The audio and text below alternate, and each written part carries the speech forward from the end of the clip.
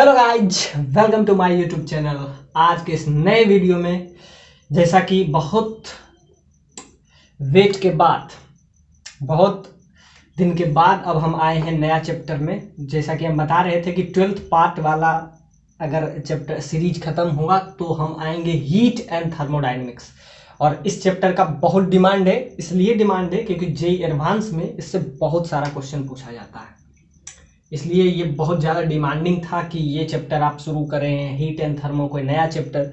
जैसा कि current electricity का 10th पार्ट पिछले दिन तक अपलोड कर दिया गया था और आज ये है नया चैप्टर, क्योंकि इससे बहुत सारा क्वेश्चन अगर आप देखें तो हीट और थर्मोडायनेमिक्स, हालांकि ये बहुत बड़ा चैप्टर है, इससे बहुत सारा क्वेश्चन पूछे गए हैं प्रीवियस ईयर में। अब अभी आपको लगातार ही करवा रहे हैं 18, फिर करवाएंगे 19, इस टाइप से फिर आपका 18 19, मतलब हाल फिलहाल इससे बहुत सारा क्वेश्चन हमेशा पूछे जा रहा है। ये एक बहुत ही कंसेप्चुअल टॉपिक है जिसको आपको समझना बहुत जरूरी है। ये जो क्वेश्चन है 18 में ये क्वेश्चन पूछा गया और बहुत बेसिक क्वेश्चन है, इसमें कुछ भी बड़ा तो पहले हम आज के इस लेक्चर को हम बहुत बेसिक से शुरू कर रहे हैं, एकदम कि आपको पता चल जाए आइसोकोरिक, आइसोथर्मल, एकदम एग्जैक्टली एकदम बहुत बेसिक से हम शुरू कर रहे हैं जिससे आपका कंसेप्ट क्लियर हो जाए। और ये क्वेश्चन जेईई एडवांस 2018 में ये क्वेश्चन पूछा गया है। और जैसा कि हम आपको बता दिए हैं कि 12th पार्ट का सीरीज था जिसको हम ऑलमोस्ट कवर कर लिए हैं। करंट इलेक्ट्रिसिटी का अभी तक हम कौन कौन सा चैप्टर कवर कर लिए हैं? इलेक्ट्रोस्टैट,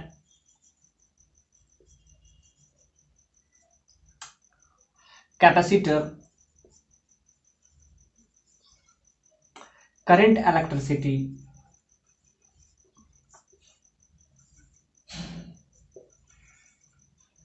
करंट इलेक्ट्रिसिटी और आपका ईएमआई,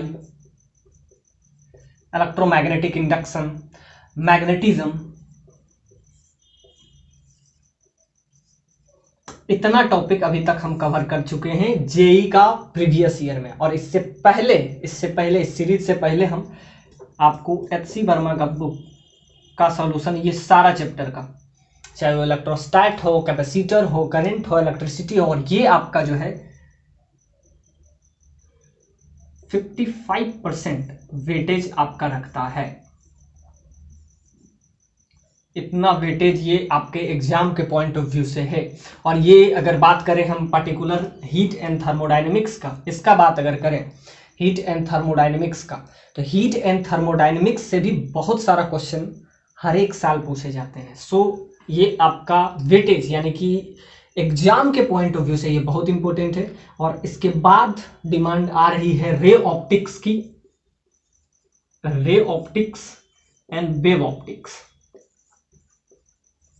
वेव ऑप्टिक्स, तो ऑप्टिक्स हम पूरा खत्म करेंगे और उसके बाद हम चलेंगे साउंड पे। साउंड वेव, जब वेव पढ़ा ही रहे तो पूरा चलेगा आपका, फिर इधर से आपका आ जाएगा साउंड वेव। तो अगला हम रखेंगे उसको है रे ऑप्टिक्स। और रे ऑप्टिक्स को अगर आपको समझना है तो इसका बेसिक एचसी वर्मा बुक से और पहले हम करवा चुके हैं। और इस सारे का बेसिक, क्योंकि सबसे इम्पोर्टेंट चीज़ है जब आप जेईई टाइप के पॉइंट ऑफ व्यू से तैयारी कर रहे हैं, या आप चाहे जेईई मेंस के पॉइंट ऑफ व्यू से भी प्रिपरेशन कर रहे हैं, या नीट के पॉइंट ऑफ व्यू से भी प्रिपरेशन कर रहे हैं, तो इस सारे के लिए सबसे पहले हम एचसी वर्मा करवाएंगे और दूसरा डीसी पांडे। ये भी आपके लिए एक स्टैंडर्ड बुक हो जाएगा, डीसी पांडे। इन दोनों को कराते हुए एचसी वर्मा को, और लास्ट में हम करेंगे प्रीवियस ईयर का क्वेश्चन, जिससे आपका अब तक क्या क्वेश्चन पूछा गया है वो सारे कवर अप हो जाएंगे और आप एग्जाम का preparation physics point of view से हम बता रहे हैं बहुत कंप्लीट हो जाएगा, वो भी टाइम पे हो जाएगा। आपका ये जो सीरीज है बस इसी मंथ में खत्म हो जाएगा, नेक्स्ट मंथ के लास्ट तक, यानी कि ये नवंबर टू दिसंबर तक इसका हम सेशन रखे हैं। उसके बाद हम आएंगे 11th पार्ट पे। 11th पार्ट में आपका कौन सा है? Projectile, Newton's law of motion, rotation, SHM, gravitation, और उसमें आपका आ जाएगा कॉलिजन और सीओएम, सेंटर ऑफ मास। इस सारे को हम अगले सीरीज में यानी कि दिसंबर के बाद उसको खत्म करेंगे। और आपका इसमें एक चीज बच जाएगा 12th वाले पार्ट में, और वो है आपका मॉडर्न फिजिक्स। Modern physics. तो मॉडर्न फिजिक्स को हम आगे कवर करते हुए इस सीरीज को हम खत्म करेंगे, जिससे आपका 12th पार्ट यानी 55% वेटेज 12th पार्ट का है और 11th पार्ट का वेटेज आपका है 45%। इसको कवर करते हुए आपका सारा चीज कवर हो जाएगा। तो आज के इस वीडियो से हम शुरू करेंगे, आज के इस लेक्चर से हम शुरू करेंगे हीट एंड थर्मोडायनेमिक्स, जो कि मतलब अपने आप में एक बहुत बड़ा चैप्टर है उसको। तो इसीलिए हम पहले बेसिक सा क्वेश्चन लिए हैं, एक 18 में यह बहुत बेसिक सा क्वेश्चन। तो इसमें हम आपको बता रहे हैं कि ये आपका क्वेश्चन बहुत बेसिक क्वेश्चन है। 1 मोल आपको बेसिक है, आइसोकोरिक आइसोबेरिक इस सब पे क्वेश्चन है। मतलब प्रेशर कांस्टेंट हो, जैसा कि आपको पता है कि पीवी बराबर NRT, Charles law, balls law, ये सब बेसिक से वो कंसेप्ट है, उसी पे ये क्वेश्चन बेस्ड है। तो आपको इसमें दिया गया है कि 1 mole of monoatomic, 1 mole of monoatomic ideal gas. तो ध्यान से देखिए, ये आपका आइडियल गैस इक्वेशन है, आइडियल गैस इक्वेशन। तो जब भी आपका आइडियल गैस पूछे तो पीवी बराबर एनआरटी पहले आप लिख दीजिए।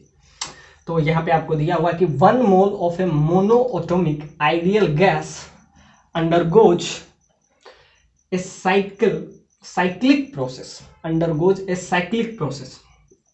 अब साइक्लिक प्रोसेस क्या है? जो जैसे कि हम बताए थे उसमें लूप लॉ, जिस पॉइंट से शुरू हो उस पॉइंट पे आके खत्म हो, तो उसी कहते हैं साइकिल। और ये आपका इस टाइप से साइकिल बन रहा है। अगर इस पॉइंट को हम let's this point is a, this point is B, so this point is C and this point is D. So cycle originated from the point A and it terminated from this way and originated from this way and terminated into this way. So this is complete one cycle. So it is a cyclic process. तो यहाँ तक आपको बात समझ में आ रही है?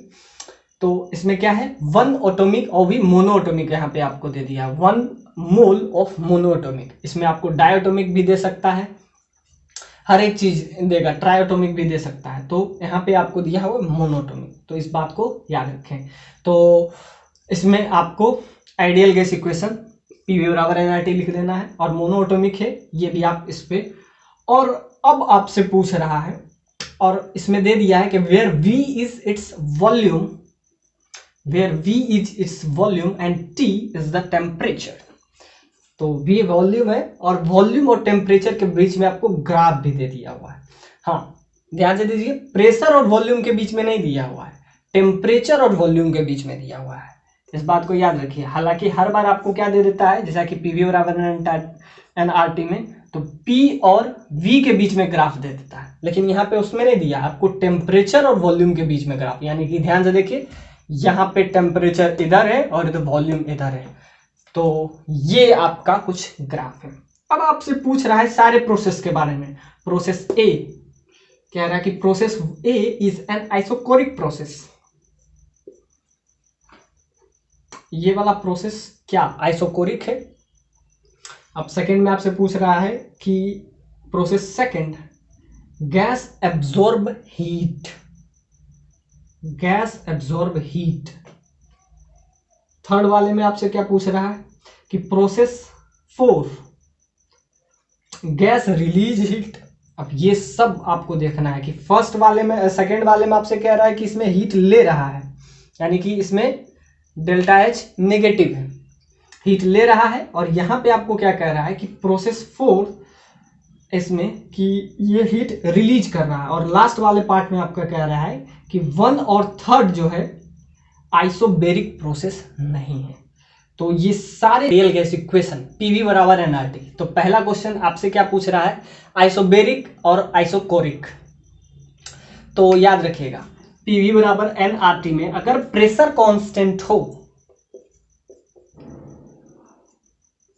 तो ये आइसोबेरिक होगा, वॉल्यूम कांस्टेंट हो यानी कि अगर प्रेशर कांस्टेंट हो तो वो आइसोबेरिक प्रेशर प्रोसेस होगा, और अगर वॉल्यूम कांस्टेंट हो तो वो आइसोकोरिक प्रोसेस होगा। और अगर टेम्परेचर कांस्टेंट हो तो वो आइसोथर्मल प्रोसेस होगा। आइसोथर्मल प्रोसेस होगा। तो अब तक हम क्या देखें कि अगर प्रेशर कांस्टेंट हो तो वो आइसोबेरिक होगा, और अगर वॉल्यूम कांस्टेंट हो तो वो आइसोकोरिक होगा, और अगर वो टेम्परेचर कांस्टेंट हो तो आइसोथर्मल होगा।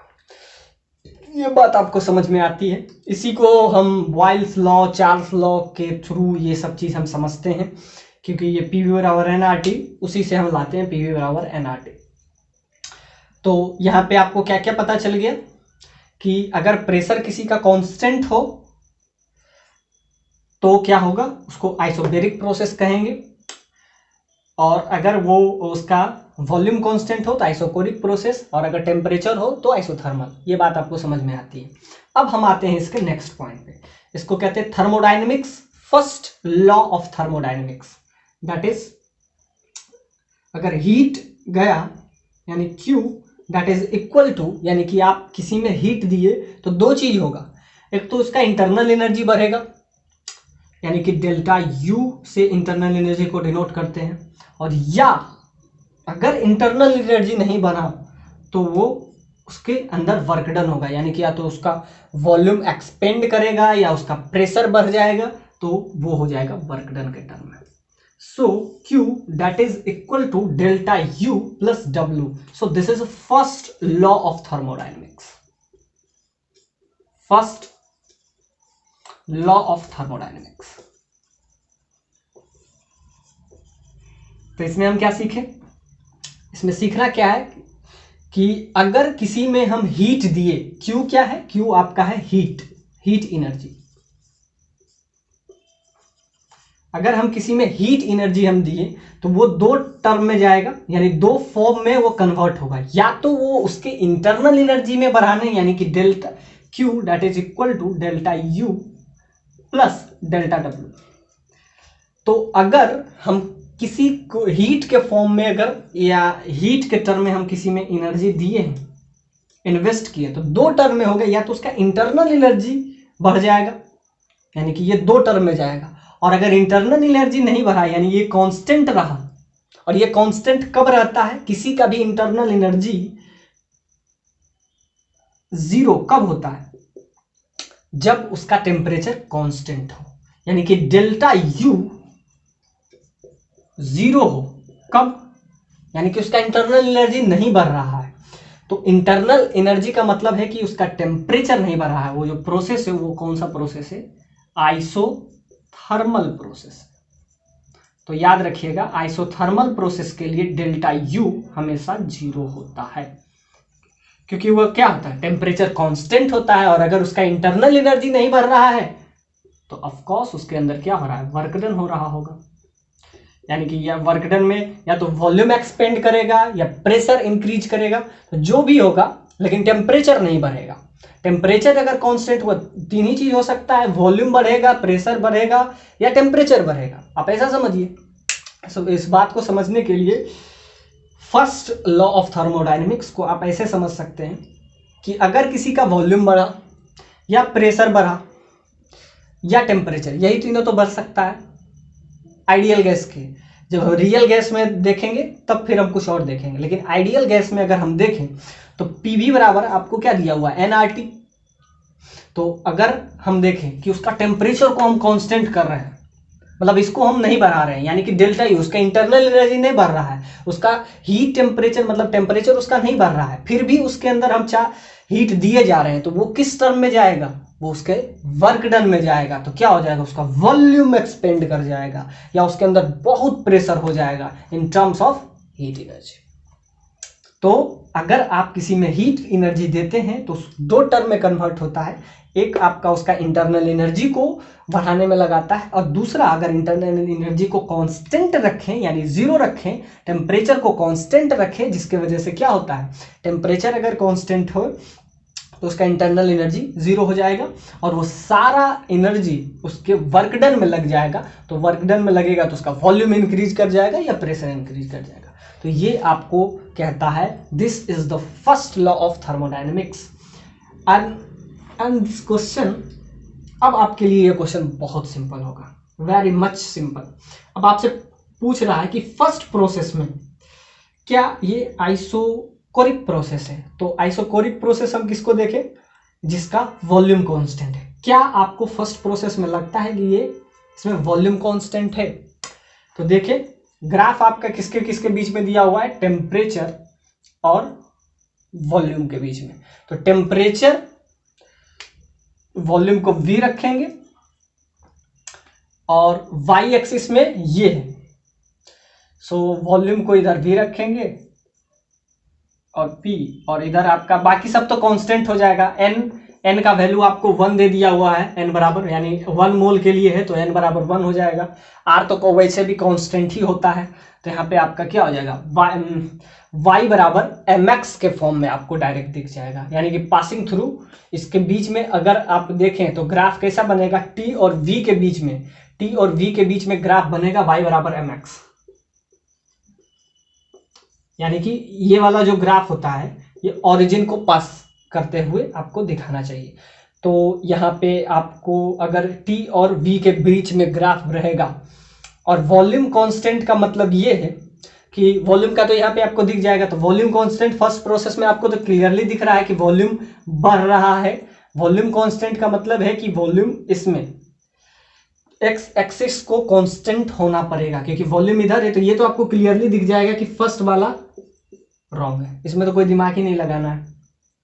क्यों? क्योंकि इस प्रोसेस में कम से कम वॉल्यूम तो नहीं घट, मतलब कांस्टेंट है। कांस्टेंट अगर बोले तो फोर्थ और सेकंड और फोर्थ में कांस्टेंट है भी, वॉल्यूम कांस्टेंट है, लेकिन इसमें कांस्टेंट नहीं है। और इसका ग्राफ क्या है? y बराबर mx, passing through origin, passing through origin, जो कि आपको कहीं कहीं यहाँ पे आपको दिखेगा भी। तो अब यहां तक पहुंचे, तो अब ये फर्स्ट वाला गलत हुआ। अब सेकेंड प्रोसेस कह रहा है क्या? हीट एब्जॉर्ब कर रहा है, यानी कि हीट एब्जॉर्ब कर रहा है सेकेंड प्रोसेस में। अब फर्स्ट की बात कर लिया, अब सेकेंड प्रोसेस की बात कर लेते हैं। तो सेकेंड प्रोसेस में कह रहा है कि क्या ये हीट ऑब्जर्व कर रहा है, तो ये हम फिर लगाएंगे फर्स्ट लॉ ऑफ थर्मोडायनेमिक्स। तो सेकेंड में आपको क्या कांस्टेंट दिख रहा है? वॉल्यूम कांस्टेंट है। सेकेंड और फोर्थ में वॉल्यूम कांस्टेंट है। टेम्परेचर बढ़ रहा है। टेम्परेचर अगर ध्यान से देखिए, टेम्परेचर अगर इस टेम्परेचर को ले लें, लेट्स दिस टेम्परेचर इस टेम्परेचर को अगर हम इसको अगर V1 ले लें और ये आपका V2 है, ये T1 T2, ये अगर टेम्परेचर T1 है और ये टेम्परेचर T2 है और ये आपका V1 है और ये आपका V2 है, तो क्लियरली आपको फर्स्ट प्रोसेस में दिख गया कि ये आइसोकोरिक नहीं है। टेम्परेचर पहले V1 था और जब A से B पे पहुंचा तो उसका वॉल्यूम क्या हो गया? B, heat absorb. अब इसको हम इससे निकालते हैं फर्स्ट लॉ ऑफ थर्मोडायनेमिक्स से। सेकेंड और फोर्थ, सेकेंड में पूछ रहा है कि हीट एब्जॉर्ब हो रहा है, हालांकि फोर्थ में भी पूछा है कि फोर्थ में क्या होगा, रिलीज होगा कि एब्जॉर्ब करेगा। तो ध्यान से देखिए, B से C जब जा रहे हैं, जब A से B जा रहे हैं, तब क्या हो रहा है? एक्चुअली में आपका हर चीज बढ़ रहा है, यहां से वॉल्यूम भी चेंज कर रहा है, जिसके वजह से ये आइसोकोरिक तो कभी नहीं होगा। तो यही आपसे पूछा कि क्या ये आइसोकोरिक है? नहीं, वॉल्यूम जब चेंज कर रहा है तो ये आइसोकोरिक तो होगा नहीं। वॉल्यूम को कांस्टेंट चाहिए, यानी इसका ग्राफ पूरा एकदम इस टाइप होना चाहिए। वॉल्यूम कांस्टेंट का मतलब इस टाइप ग्राफ होना चाहिए, और जबकि ये आपका कर्व है, यानी कि वॉल्यूम चेंजेस, यानी इसमें वॉल्यूम तो चेंज कर रहा है। तो फर्स्ट वाला तो चला गया। सेकंड में कह रहा है आपसे कि प्रोसेस सेकंड जो है क्या वो हीट के ऑब्जर्व कर रहा है, ऑब्जर्व कर रहा है। तो इसमें हम देखेंगे, तो B से सब जब C जा रहे हैं, and when we are going from B to C, जब B से C जाएंगे, जब A से B जा रहे हैं तो क्या हो रहा है? वॉल्यूम चेंज कर रहा है और टेम्परेचर भी चेंज कर रहा है। ध्यान से देखिए, वॉल्यूम जब A से B जा रहे हैं तो वॉल्यूम कांस्टेंट नहीं है, यानी कि इस टाइप का ग्राफ नहीं है। इधर वॉल्यूम है और इसके टाइप, इस टाइप का ग्राफ नहीं है। इस टाइप का रहता तो हम समझ लेते कि वॉल्यूम को कांस्टेंट रखा गया है, यानी वॉल्यूम जो है चेंज नहीं हो रहा है, जबकि वो चेंज हो रहा है। जब A से B जा रहे हैं तो वॉल्यूम चेंज हो रहा है। So first is not A to B is not isochoric process. इतना बात आपको समझ में आ गई। अब जब बी से सी जा रहे हैं, when moving from B to C, तो क्या हो रहा है, टेम्परेचर कांस्टेंट है। जब टेम्परेचर कांस्टेंट है that is isothermal process. If temperature is constant that is isothermal process, hence delta U that is zero. तो इसमें डेल्टा यू जब जीरो होगा तो यहाँ पे क्या हो जाएगा, जो भी हम हीट इसमें दे रहे हैं, डेल्टा यू जीरो हो गया तो ये आपका हो जाएगा वर्क डन के बराबर। अब ध्यान से देखिए, यहां तक तो आपको बात समझ में आती है कि टेम्परेचर कांस्टेंट आपको बी से सी में भी है और एग्जैक्टली डी से ए में भी है, यानी कि दोनों प्रोसेस आइसोथर्मल होगा। इतना बात हमको समझ में आए। और अगर ये प्रोसेस आइसोथर्मल है so delta U that is zero. अब ध्यान से देखिए कि किसमें हीट रिलीज करेगा और किसमें हीट हम गेन करेंगे। तो यही आपको दोनों बी और सी, यही वाला आपसे पूछा है कि बी से सी, हालांकि ये दोनों क्या है, आइसोथर्मल है, आइसोथर्मल प्रोसेस है, यानी आइसोथर्मल है तो डेल्टा यू जीरो होगा, यानी कि जो भी एनर्जी देंगे वो क्या होगा, उसके वर्क डन में ही कन्वर्ट होगा। यानी कि उसका या तो वॉल्यूम बढ़ेगा या वॉल्यूम बढ़ेगा या वॉल्यूम घटेगा। और जब वॉल्यूम बढ़ेगा तो हम क्या कहेंगे, हीट को एब्जॉर्ब कर रहा है। और जब वॉल्यूम घट रहा है, यानी कि वॉल्यूम जब एक्सपेंड करेगा, तो जब हीट एनर्जी ले रहा है और एक्सपेंड कर रहा है तो क्या कहेंगे, हीट को ऑब्जर्व कर रहा है। और अगर उसका वॉल्यूम घट रहा है, यानी कि उसमें कॉन्ट्रैक्शन आ रहा है, मतलब वॉल्यूम घट रहा है, तो हम क्या कहेंगे कि वॉल्यूम मतलब हीट को रिलीज कर रहा है, हीट रिलीज करके वो बाहर निकल रहा है। तो ये बात आपको समझ में आ रहा है। तो आइसोथर्मल प्रोसेस तो दोनों है, ये भी आपका है आइसोथर्मल प्रोसेस।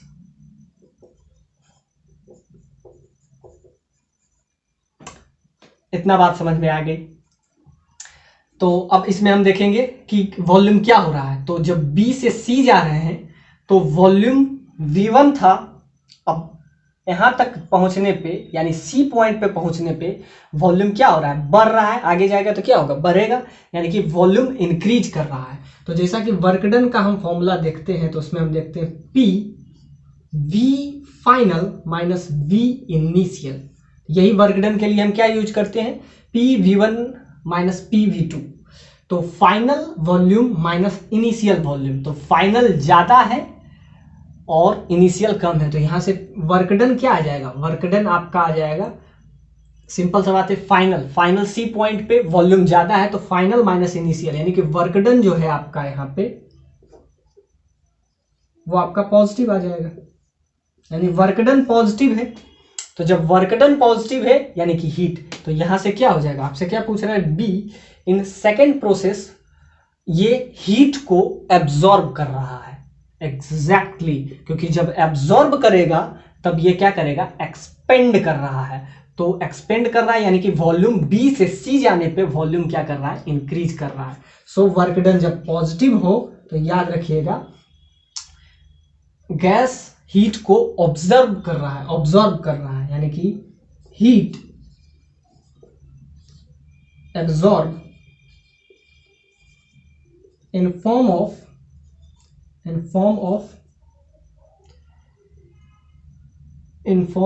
expanding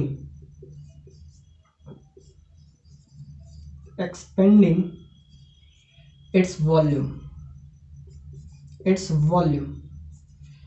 यानी कि एनर्जी जो ले रहा है वो क्या कर रहा है, वॉल्यूम को इंक्रीज कर रहा है। So in process second gas absorb heat, यानी हीट को एब्जॉर्ब कर रहा है। और डेल्टा W यहां पे क्या आ रहा है, ये पॉजिटिव आ रहा है। तो ध्यान से देखिए, जब पॉजिटिव आए तो आप समझ जाइएगा कि वो हीट को ले रहा है, तो पॉजिटिव, यानी कि वर्क डन। ध्यान से देखिए, दो चीज हम यूज करते हैं, work done by the system और work done on the system. तो क्या हो रहा है, सिस्टम पे वर्क डन हो रहा है। तो जब सिस्टम पे वर्क डन हो रहा है तो जिसके वजह से उसका सिस्टम क्या एक्सपेंड कर रहा है, तो work done on the system taken as positive. तो ये याद रखिएगा आपसे कि वर्क डन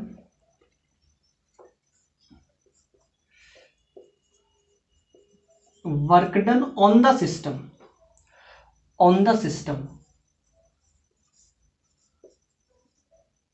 पॉजिटिव। और जब work done by the system रहे, यानी इसका नेगेटिव चीज रहे, तो work done on the system, अगर सिस्टम पे वर्क डन हो रहा है तो क्या हो रहा है, उसको पॉजिटिव लेते हैं। और जब work done on the system by the system रहे, यानी जब इसे हीट को बाहर निकालना रहे, अभी तो एब्जॉर्ब किया तो जिसको हम पॉजिटिव लिया, और उसको हम किस टर्म में यूज करते हैं, work done on the system taken as positive and work done by the system, work done by the system taken as negative. तो जब इस सिस्टम पे वर्क डन हो और वो हीट को एब्जॉर्ब करे, तब हम क्या लेते हैं उसको, पॉजिटिव, टेकन एज पॉजिटिव। और इसमें अगर फोर्थ प्रोसेस में देखें तो इसके पास जब when we are going move from D to A, then its volume contract, इस साइज इज कॉन्ट्रैक्ट, यानी वॉल्यूम डिक्रीज करेगा। तो इसके केस में अगर हम देखेंगे तो P V final minus V initial, यानी कि final volume minus initial volume, और फाइनल वॉल्यूम क्या होगा, कम होगा। तो जिसके वजह से वर्क डन, यानी कि वर्क डन जो आएगा वो नेगेटिव आएगा। जब ये नेगेटिव आएगा, तो ये भी नेगेटिव हो जाएगा। तो ध्यान से देखिए, work done on the system that is taken as positive, work done by the system taken as negative. So this makes sense. So B is correct and C is also correct. अब चलते हैं D पे। चलिए, B process तो हमको समझ में आ गया कि ये आइसोथर्मल है, ये मतलब सेकेंड वाला आइसोथर्मल है, फोर्थ वाला भी आइसोथर्मल है। लेकिन फर्स्ट और थर्ड के बारे में हम क्या कंक्लूजन पे आए हैं, यानी कि process first and process third, क्या ये आइसोकोरिक नहीं है? एग्जैक्टली ये आइसोकोरिक नहीं है, क्योंकि इसमें वॉल्यूम जो है क्या हो रहा है, हर जगह क्योंकि ये आपको स्ट्रेट लाइन क्लियरली आपको दिख नहीं रहा है, एकदम वॉल्यूम तो कुछ भी है, थोड़ा सा बढ़ रहा है, थोड़ा सा घट रहा है, मतलब थोड़ा सा ही बढ़ रहा है लेकिन बढ़ घट रहा है। और जबकि जब आप आइसोकोरिक की बात कर रहे हैं तो वॉल्यूम को कांस्टेंट होना चाहिए। क्या आप देखते हैं कि क्या ये आइसोबेरिक है, ये आपसे, यानी कि इस एक पर्टिकुलर क्वेश्चन से आपका सारा कंसेप्ट क्लियर हो जाएगा। तो अब तक हम सेकेंड और फोर्थ पे देख लिए, आइसोथर्मल था, डेल्टा यू 0 रखें। अब तक हम क्या क्या देखें कि जब A से B जा रहे हैं तो वॉल्यूम कांस्टेंट नहीं है, और अगर वॉल्यूम कांस्टेंट नहीं है, hence first is incorrect option. And जब हम B की बात करें, सेकेंड और फोर्थ, इसमें कौन सा प्रोसेस आपको दिख गया, ये आइसोथर्मल प्रोसेस है। और ये ग्राफ किसके बीच में आपको बनाया गया है, टेम्परेचर और वॉल्यूम के बीच में। तो टेम्परेचर और वॉल्यूम के बीच में अगर हम देखें तो ये आपका ग्राफ है, तो ये आपका आ जाएगा y, टेम्परेचर को y ले लेंगे, और T यानी प्रेशर भी तो बढ़ रहा है तो उसको हम mx ले लेते हैं। तो ये आपका कुछ ऐसा बन गया, और v को क्या ले लिए, x ले लिए, mv इसमें, तो यहाँ पे y बराबर mx में y यहाँ पे T है टेम्परेचर, और x के जगह पे आपका m यानी m स्लोप के जगह पे आपका प्रेशर है, और ये आपका बाकी जो बचेगा v वो आपका x है, यानी कि ये आपका p और v, तो ये आपका आ गया y बराबर mx। तो ये पासिंग। अब ध्यान से देखते हैं फर्स्ट और थर्ड प्रोसेस कौन सा होगा, आइसोकोरिक नहीं होगा, ये हमको समझ में आता है क्योंकि वॉल्यूम इंक्रीज डिक्रीज कर रहा है। अब देखते हैं आइसोबेरिक में क्या हम देखे थे, प्रेशर कांस्टेंट होना चाहिए। तो अगर प्रेशर कांस्टेंट होगा, अब ध्यान से देखिए, इस ग्राफ के प्रॉपर्टीज से आपको क्लियरली समझ में आ जाएगा, क्योंकि ये जो आपका ग्राफ दिया हुआ है ये किसके किसके बीच में दिया हुआ है, टेम्परेचर और वॉल्यूम के बीच में दिया हुआ है। तो PV बराबर nRT, ये आपका आइडियल गैस इक्वेशन है, ये आपका PV बराबर nRT आइडियल गैस इक्वेशन है, this is ideal gas equation. तो ये आपका आ गया। अब इसमें आपको दिया हुआ है टेम्परेचर को एक रखेंगे, तो टेम्परेचर ये आपको मोनोएटॉमिक दिया हुआ है, तो R भी आपका कांस्टेंट कुछ हो रहेगा, 3/2 RT आ जाता है अगर वो मोनोएटॉमिक हो। और जबकि आपको दे दिया हुआ है कि ये जो गैस है आपका क्या है, मोनोएटॉमिक है, तो ये कांस्टेंट, उसको फिलहाल कांस्टेंट। अब मोल आपका 1 मोल दे दिया हुआ है, इसको भी आप 3/2 R ले लीजिए इंटू T, और ये आपका P इंटू V। अब ये आपका आ गया, तो यहां पे हम देख ले y बराबर mx, x जो हो जाएगा यहाँ पे y हो जाएगा t, m हो जाएगा p, और x हो जाएगा v। इसके तरह काम करेगा, बाकी सारा कांस्टेंट टर्म है तो वो चला जाएगा।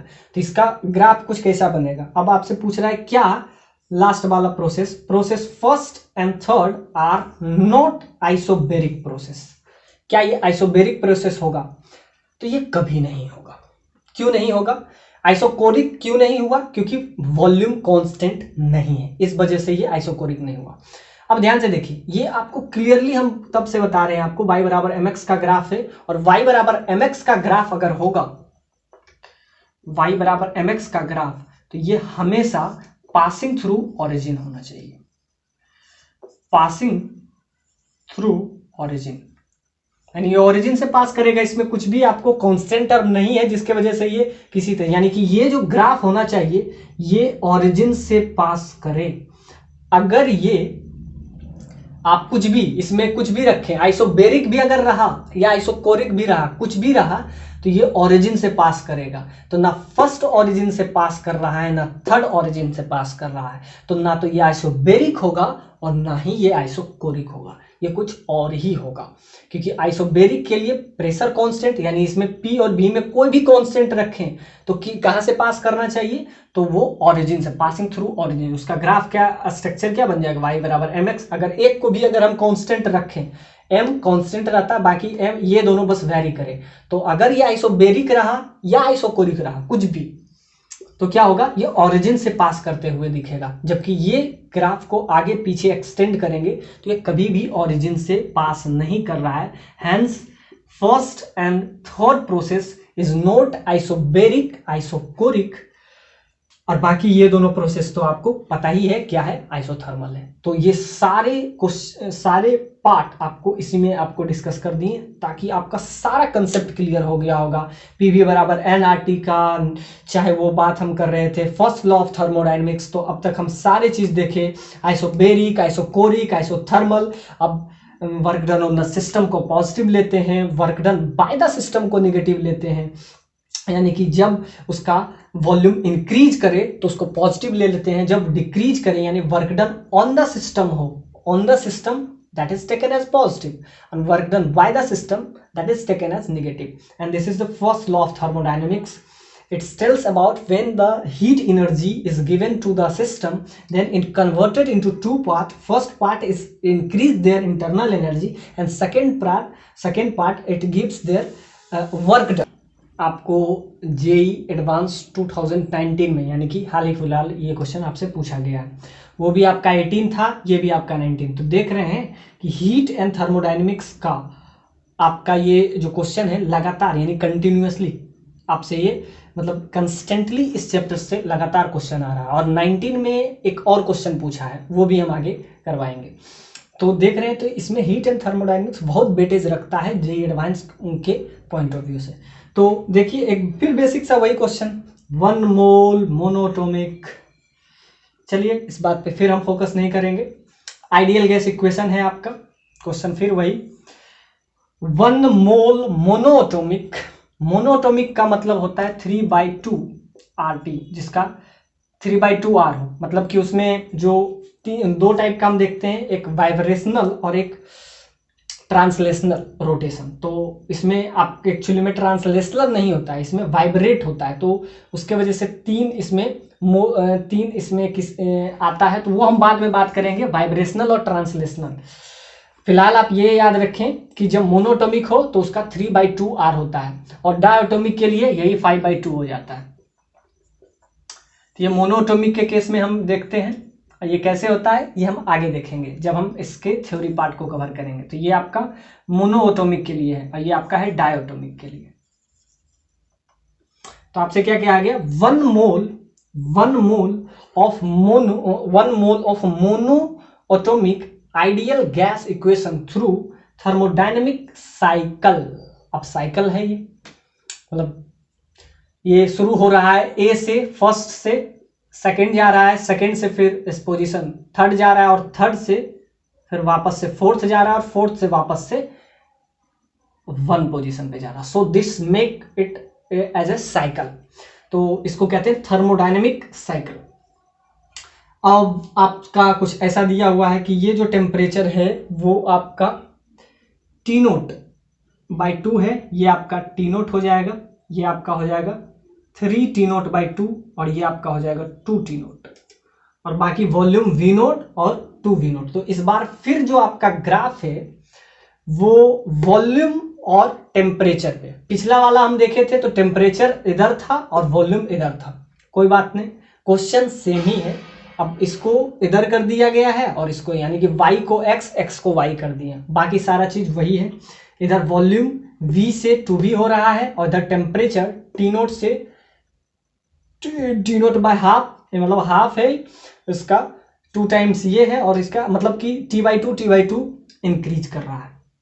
तो क्वेश्चन वही है, पीवी बराबर एनआरटी वाला फॉर्मूला हम यूज करेंगे। अब ऑप्शन कुछ इस टाइप से कर दिया हुआ है, work done in thermodynamic cycle 1 से 2, 2 से 3, 3 से 1 वापस से, यानी कि 1 से 2, 2 से 3, यानी इधर गए फिर इधर गए फिर इधर गए और फिर वापस से इधर चले आए, यानी कि जिस पॉइंट से हम शुरू किए वापस से उसी पॉइंट पे। So this make it a thermodynamic cycle, यानी work done in thermodynamic cycle is like that, half R T note.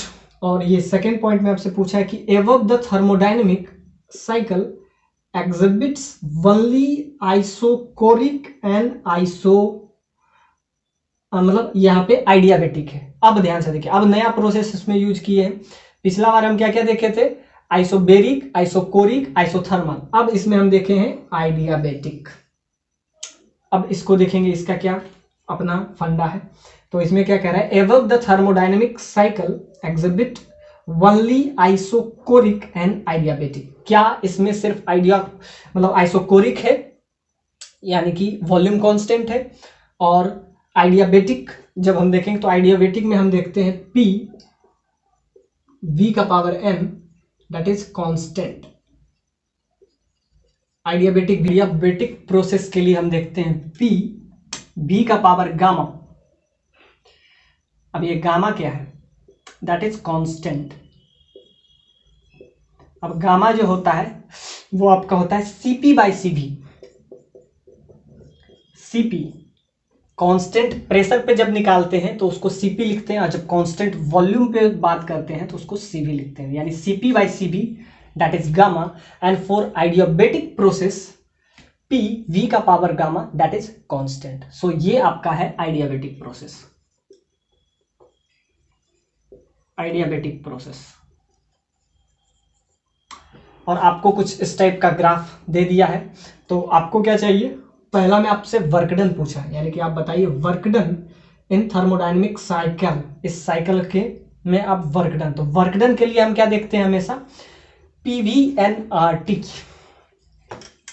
तो वर्क डन के लिए हम पिछला क्वेश्चन में भी आपको बताए थे कि जब भी आपको वर्क डन चाहिए, यानी कि work done, so work done P V final minus V initial, तो ये आपका हो जाता है। तो वॉल्यूम तो यहां से आपको पता चल जाता है, आप बस प्रेशर निकाल लीजिए तो वहां से आपका आ जाएगा वर्क डन। तो वर्क डन के लिए हम क्या लिखेंगे, PV का ग्राफ हम बनाएंगे, इसके हेल्प से हम PV का ग्राफ बनाएंगे और उसके बाद हम वर्क डन निकालेंगे। और आपसे कह रहा है कि above the graph is exhibited isochoric process. तो आइसोकोरिक जैसा कि आपको हम बताए हैं PV बराबर nRT। Isochoric process it means volume constant, pressure constant हो तो वो क्या हो जाता है, आइसोबेरिक प्रोसेस। लेकिन आपसे पूछा है आइसोकोरिक प्रोसेस और दूसरा पूछा है आइडियाबेटिक प्रोसेस। तो आइडियाबेटिक प्रोसेस के लिए तो ये कंफर्म होना चाहिए, तो उसके लिए हम आगे करेंगे। और लास्ट में आपसे पूछ रहा है हीट ट्रांसफर इन प्रोसेस 1 से 2 एंड 3 से 4 इज 5/3। अब ध्यान से देखिए, 1 से 2 और 3 से 4 तो दोनों अलग अलग प्रोसेस है। 1 से अगर 2 कर रहे हैं यानी 1 से 2 ये है, और 3 से 4 दोनों प्रोसेस के लिए हम अगर बात करें तो एक के लिए हीट ट्रांसफर आपको दिया हुआ है 5/3 और एक के लिए आपको दिया हुआ है 1/2। तो दोनों के लिए हम बात करें तो ये जो क्वेश्चन है वो बहुत कंसेप्चुअल है, जिसमें आपको सारा कंसेप्ट हीट थर्मोडायनेमिक्स का आपसे पूछ लिया है। आइडियाबैटिक भी पूछ लिया है, आपको आइसोकोरिक भी पूछा है और पीवी डायग्राम यहाँ पे हमको बनाना पड़ेगा, उसके हेल्प से हम वर्क डन भी निकालेंगे। मतलब एक इस क्वेश्चन से आपका था, उसमें हम देख रहे थे पीवी बराबर एनआरटी और उसमें भी टेम्परेचर और वॉल्यूम का है और ये भी आपका वॉल्यूम और टेम्परेचर का। तो वॉल्यूम को यहाँ पे वाई ले लेंगे और क्योंकि प्रेशर V यहाँ पे y बराबर mx के फॉर्म में इसका आ जाएगा, y बराबर mx के फॉर्म में। तो ध्यान से देखिए, इसको अगर पीछे एक्सटेंड करें यानी 3 to 4 वो कहीं ना कहीं ओरिजिन से पास करेगा और ये वाला चीज को भी अगर हम पीछे एक्सपेंड करें तो ये कहीं ना कहीं ओरिजिन से ही पास कर रहा है। यानी कि जब हम देखें इसके बीच में ग्राफ बना रहे हैं तो इस वाले ग्राफ, पिछले वाला ग्राफ कर्व ग्राफ था जिसको हम पीछे एक्सटेंड कर रहे थे और वो ओरिजिन से पास नहीं हो रहा है, यानी कि y बराबर mx वाला ग्राफ वो नहीं बन रहा था। और ये वाला ग्राफ जो है y बराबर mx, यानी कि इसको अगर पीछे एक्सटेंड करें, ये तो एक पहला तो ये स्ट्रेट लाइन ग्राफ है जो कि हमको चाहिए। ये आपका y बराबर mx which is passing through origin, y बराबर mx जो है passing through origin, passing through origin. तो अगर ओरिजिन से पास कर रहा है, इसको v को यानी y को x अगर y ले ले और इधर ये वाला तो कांस्टेंट हो जाएगा क्योंकि मोनोएटॉमिक गैस है, यानी n का वैल्यू 1 है, 1 मोल है। r का वैल्यू अगर मोनोएटॉमिक है तो 3 हो जाएगा, 3/2 r इसके केस में। तो अगर इसके बात करें, बाकी टेम्परेचर जो हो जाएगा वो x के फॉर्म में हो जाएगा। और यहाँ पे अगर हम देखें प्रेशर अगर ये ओरिजिन से पास कर रहा है तो प्रेशर को कांस्टेंट होना पड़ेगा। ये आपको यहां से समझ में आ रहा है कि जब तक ये प्रेशर कांस्टेंट नहीं होगा तो इसको अगर पीछे एक्सटेंड करें, एक तो ये स्ट्रेट लाइन ग्राफ है और y बराबर mx में ग्राफ जो होता है वो क्या होता है, स्ट्रेट लाइन ही होता है। Straight line which is passing through origin, which is passing through origin। y बराबर mx का जो ग्राफ होता है वो ओरिजिन से पास कर रहा है, तो वो आपको दिख रहा है कि y बराबर mx का ग्राफ है। आप इसको कुछ भी ले लें, ये आपका x हो जाएगा। और अगर प्रेशर को कांस्टेंट करें, अगर प्रेशर कांस्टेंट है यानी P कांस्टेंट है, तब ये ग्राफ बनेगा y बराबर mx से। और y बराबर mx का जो ग्राफ होता है वो स्ट्रेट लाइन होता है और वो ओरिजिन से पास करता है। अगर उसको पीछे एक्सटेंड कर रहे हैं तो इस वाले यानी कि 3 से 4 वाले ग्राफ और 1 से 2 वाले ग्राफ को अगर हम पीछे एक्सटेंड कर रहे हैं तो ये कहीं ना कहीं ओरिजिन से पास कर रहा है और ये जो ग्राफ है स्ट्रेट लाइन है। Hence this is happening when P is constant, और if P is constant so process 1 से 2 and 3 से 4 यानी प्रोसेस 1 से 2 और 2 से यानी 3 से 4 ये जो प्रोसेस होगा प्रेशर को कांस्टेंट रखना पड़ेगा। Hence this is a isobaric process. Isobaric process कौन सा है, 1 से 2 और 3 से 4। पीछे एक्सटेंड करने पे ये ओरिजिन से पास कर रहा है, straight line passing through origin, that is graph y बराबर mx। Hence it is possible only when pressure is constant, and this process is isobaric process. तो ये आपका क्लियर हो गया। और यहाँ पे आइसोकोरिक बोल रहा था। अब ध्यान से देखिए 1 से 2, 3 से 4 ये दोनों है और इसमें आपको क्लियरली दिख रहा है कि इस प्रोसेस में वॉल्यूम क्या हो रहा है, इसमें टेम्परेचर मतलब इसमें अगर देखें तो ये भी स्ट्रेट लाइन है, तो ये स्ट्रेट लाइन है। तो इसमें क्या हो रहा है कि यहाँ से टेम्परेचर 2 T नोट है और यहाँ पे पहुँचते ही T नोट हो रहा है, यानी कि टेम्परेचर क्या हो रहा है, घट रहा है। तो अगर टेम्परेचर घट रहा है और वॉल्यूम कांस्टेंट है सो अगर वॉल्यूम कांस्टेंट है यानी कि 2 से 3 प्रोसेस तो आपको क्लियरली दिख रहा है, जब 2 से 3 जा रहे हैं तो वॉल्यूम कांस्टेंट है, hence this process is isochoric process. Isochoric process, तो ये आपको मिल गया आइसोबेरिक प्रोसेस, ये भी आपको मिल गया आइसोबेरिक प्रोसेस, ये आपको मिल गया आइसोकोरिक, और एग्जैक्टली ये भी आपको मिल गया आइसोकोरिक प्रोसेस। आइसोकोरिक प्रोसेस, क्योंकि इसमें भी आपको क्या है, इतना से दूर जाने पे आपका वॉल्यूम V0 ही है, यानी दिस इज आइसोकोरिक प्रोसेस। यानी इसमें कहीं भी आइडियाबेटिक का यूज नहीं है। और जबकि आपसे पूछ रहा है बी ऑप्शन में क्या आइडियाबेटिक है, नहीं, आइसोकोरिक तो है, जो कि आपको दिख रहा है आइसोकोरिक है। और ये जो प्रोसेस है वॉल्यूम आपको क्लियरली दिख रहा है, विजुअलाइज है कि वॉल्यूम को कांस्टेंट रखा गया, that is 2V0, and this process 4 to 1। और जब ध्यान से देखिए, ये आपको 2 से 3 और लास्ट में 4 से 1 जाने में ये जो प्रोसेस है इसमें वॉल्यूम कांस्टेंट है, hence this is isochoric process. Isochoric तो है लेकिन आइडियाबेटिक नहीं है। कौन सा है, आइसोबेरिक और आइसोकोरिक है। तो अब हम क्या निकाल लेंगे, आइसोबेरिक और आइसोकोरिक के हेल्प से हम निकाल लेंगे यहाँ पे वर्क डन। तो वर्क डन क्या लिखेंगे, P final minus P initial. और एक बार जब ये इस टाइप का है तो इसके लिए हम यूज करते हैं वर्क डन के लिए इस केस में, क्योंकि एक केस में तो वॉल्यूम कांस्टेंट रहेगा, तो वहां तो हम PV बराबर इससे हम निकाल नहीं पाएंगे, तो उसके लिए हम यूज करते हैं nRT delta T। nRT delta T, तो एक बार हम ये यूज करके हेल्प से हम यूज करेंगे, जहां पे वॉल्यूम कांस्टेंट होगा तो वर्क डन हम इस प्रोसेस से निकाल लेंगे nR डेल्टा T से।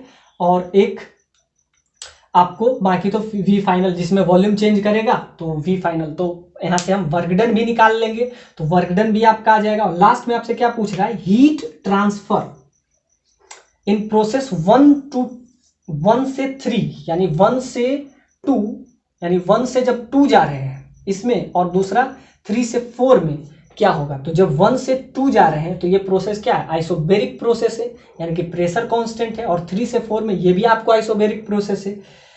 तो दोनों केस में हम क्या निकालेंगे, हीट ट्रांसफर। और ये आपका नेक्स्ट पार्ट में आपको ये वाला यानी वर्क डन करके रखिएगा, और दूसरा ये वाला पार्ट आपको नेक्स्ट पार्ट में कर देंगे। सो ये जो क्वेश्चन है बहुत कंसेप्चुअल, अभी इसका बहुत सारा